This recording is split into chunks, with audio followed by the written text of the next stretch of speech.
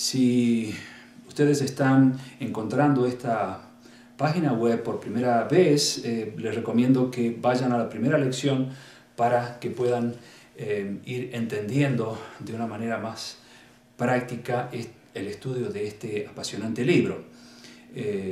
Así que les recomiendo ir a la lección 1 y hoy estamos en la lección 4 ya, y esperamos que quienes hayan participado de los 3 cursos restantes hayan disfrutado de este análisis que estamos haciendo y, por supuesto, ojalá lo hayan compartido también con otros y los inviten a buscar esta página web elfuturorevelado.com para también recibir grandes bendiciones en el estudio del Apocalipsis.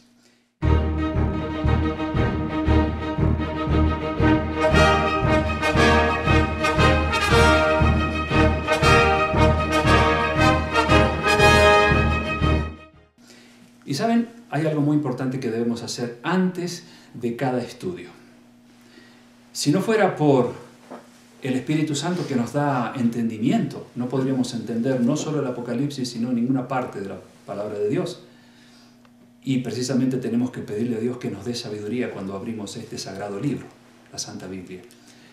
Y los cristianos acostumbramos a orar antes de abrir este sagrado libro para que Dios sea nuestro maestro, ¿sí? Así que vamos a hacer una corta plegaria y nos vamos a introducir hoy a la cuarta lección que lleva por título La más grande esperanza del Apocalipsis.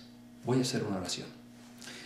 Querido Padre, gracias por darnos la oportunidad de estudiar una vez más el libro del Apocalipsis. Bendice a quienes van a escuchar este tema y dame entendimiento a mí para poder expresarme con claridad y recibir de tu palabra la luz que necesitamos. En el nombre de Jesús.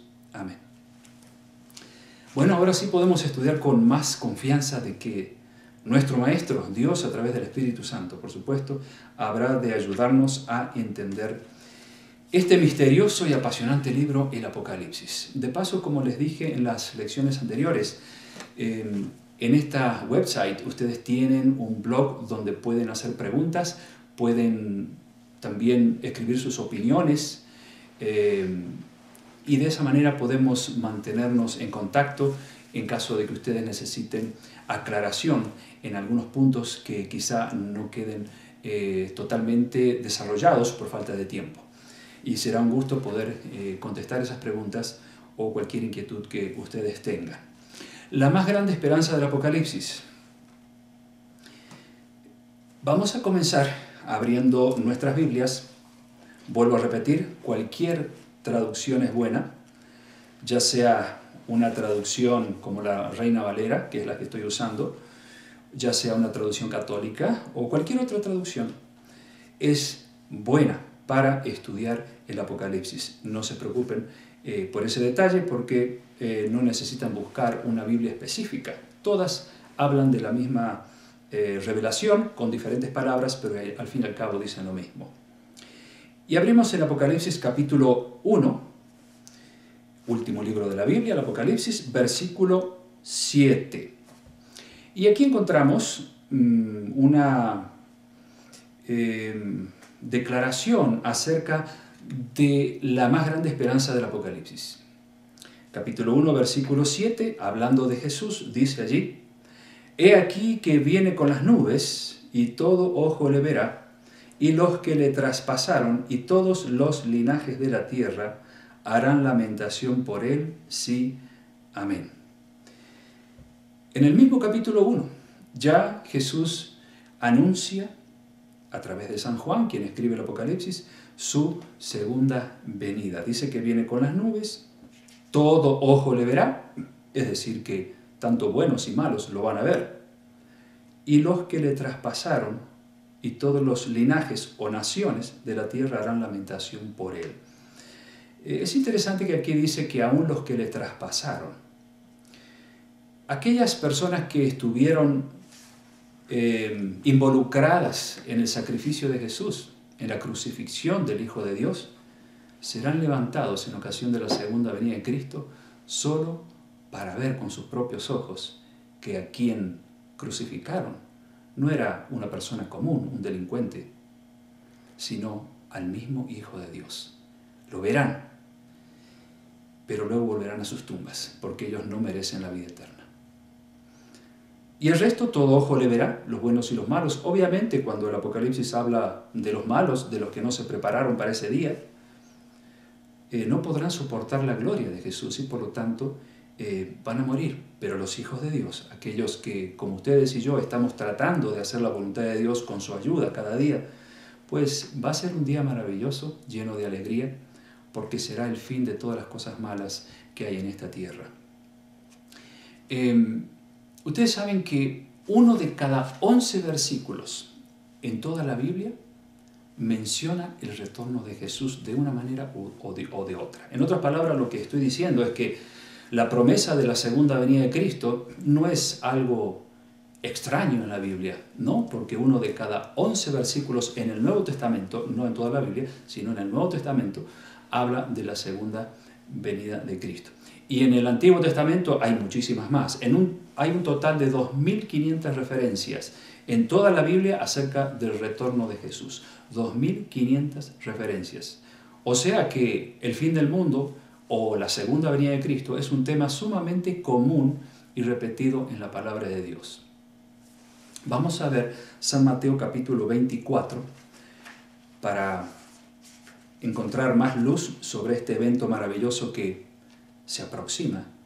Capítulo 24 de San Mateo, en los versículos 4 y 5.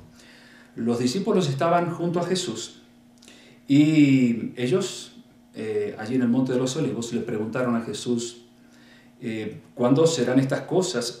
¿Qué señal habrá de tu venida y del fin del mundo? Y Jesús, lo primero que les dice es, mirad que nadie os engañe. La primera advertencia que Jesús les da a los discípulos de aquel tiempo y también a nosotros hoy es, cuidado, cuidado que nadie los engañe. Porque vendrán muchos en mi nombre diciendo yo soy el Cristo y a muchos engañarán. ¿Recuerdan que en la lección anterior estudiamos acerca de los engaños de Satanás? Y de cómo él falsifica muchas cosas de la Biblia y cómo él utiliza incluso a hombres, a predicadores, a líderes religiosos para engañar a la gente, porque es muy fácil tomar la Biblia y hacerle decir a ella lo que no dice. El diablo es especialista en eso. Y Jesús aquí dice, cuidado porque muchos vendrán en mi nombre diciendo yo soy el Cristo. Y vendrán seguramente con la Biblia en la mano, porque es la forma en que Satanás utiliza este libro para poder engañar. Pero cuando lo estudiamos en la forma en que ya lo estamos estudiando, con oración, siguiendo diferentes tipos de versículos a lo largo de la Biblia, así como Jesús hacía para enseñar la verdad a sus discípulos, pues el enemigo nada puede hacer para confundirnos, pero por sobre todas las cosas tenemos que ser sinceros de corazón. Jesús dijo en cierta oportunidad que si no nos hacemos como niños, no podremos entrar al reino de los cielos. En otras palabras, tenemos que tener la disposición sincera de un niño para poder entender y aceptar la verdad de Dios. Pero quien no tiene ese tipo de corazón, pues va a distorsionar las Escrituras para que, finalmente no hagan lo que la Biblia dice, sino lo que aquellos que no tienen corazón de niño quieren hacer. Y entonces luego en el versículo siguiente, en el 6, habla de que habrá guerras, rumores de guerras. Mirad que no os turbéis, porque es necesario que todo esto acontezca, pero aún no es el fin. Porque se levantará nación contra nación y reino contra reino, y habrá pestes y hambres y terremotos en diferentes lugares. Señales que Jesús dejó hace más de 2000 años atrás, escritas aquí a través de San Mateo, para que nosotros podamos saber cuándo su venida va a estar cerca. Es interesante que aquí habla de guerras, rumores de guerras, y algunos podrían decir, bueno, guerras, rumores de guerras, batallas, toda la vida hubo, toda la historia hubo.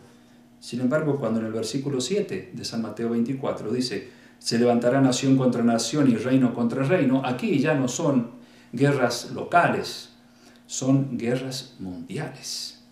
Nación contra nación, reino contra reino.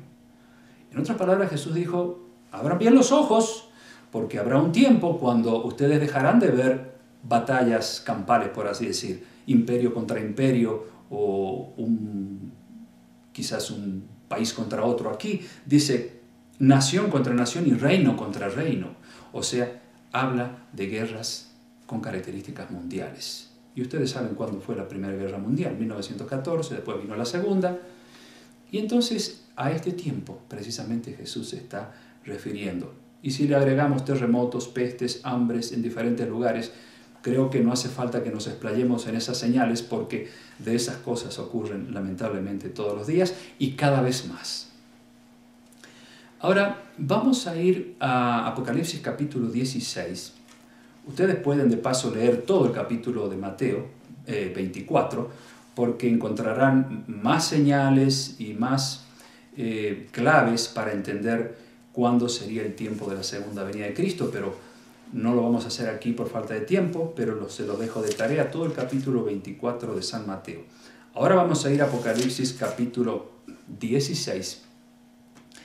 En el capítulo 16, versículo 13 y 14, allí encontramos una declaración que habla acerca de cómo el diablo va a tratar de engañar a la gente, así como lo estudiamos en la lección anterior, y creo que hemos leído este versículo. Antes de la venida de Cristo, ¿cómo serán sus engaños? Capítulo 16 de Apocalipsis, versículo 13 y 14, dice allí: y vi salir de la boca del dragón y de la boca de la bestia y de la boca del falso profeta.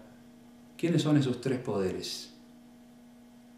La boca del dragón, la bestia y del falso profeta. ¿Quieren saber quiénes son esos tres poderes? Pues más adelante vamos a tener una lección especialmente dedicada a analizar estos interesantes símbolos. Allí en Mateo 24, 27, por ejemplo, Jesús dijo que como el relámpago que sale del oriente y se muestra hasta el occidente, así será también la venida del Hijo del Hombre. En otras palabras, Jesús no se va a aparecer aquí en persona en alguna parte del mundo, sino que Él va a venir desde el cielo con sus santas decenas de millares de ángeles, como dice también en la palabra de Dios. Y este engaño será muy sutil por parte del diablo, porque mucha gente va a creer que ese falso Cristo, que será el mismo Satanás, tomando la figura y la voz de Cristo, habrá llegado, estará aquí en la tierra, y sin embargo Jesús dijo, cuando esto ocurra, pues no crean, porque su venida no va a ser de esa forma, vendrá desde el cielo. Muy bien, vamos a ver entonces ahora 2 Corintios capítulo 11, versículo 14, que también leímos en la lección anterior, cuando hablamos de las estrategias de Satanás para engañarnos. Allí San Pablo, en la segunda carta a los Corintios, el capítulo 11, versículo 14, dice: y no es maravilla porque el mismo Satanás se disfraza como ángel de luz, apoyando precisamente lo que acabo de decir, que él puede tomar la forma de un ángel de luz, puede tomar la forma de una persona, y de esa manera engañar a los seres humanos. Vamos a ver segunda carta a los Tesalonicenses, el capítulo 2. Allí también encontramos otras declaraciones acerca de lo que va a pasar poco antes de la segunda venida de Cristo. Capítulo 2, versículos 8 al 10 de la segunda carta a los Tesalonicenses, escrita por San Pablo. Aquí dice: entonces se manifestará aquel inicuo a quien el Señor matará con el espíritu de su boca y destruirá con el resplandor de su venida. Inicuo, cuyo advenimiento es por obra de Satanás, con gran poder y señales y prodigios mentirosos. Aquí vemos una vez más cómo Satanás estará accionando a través de diferentes agentes con el propósito de engañar, si fuera posible, como dijo Jesús también en San Mateo 24, aún a los escogidos. Muy bien, vamos a ver otros textos, por ejemplo, allí en Salmo capítulo 50, versículo 3 al 6, encontramos otra linda declaración del retorno de Jesús. Y es interesante porque me estoy yendo hacia el Antiguo Testamento, donde también hay muchísimas declaraciones acerca de ese día glorioso. Capítulo 50, versículo 3 al 6.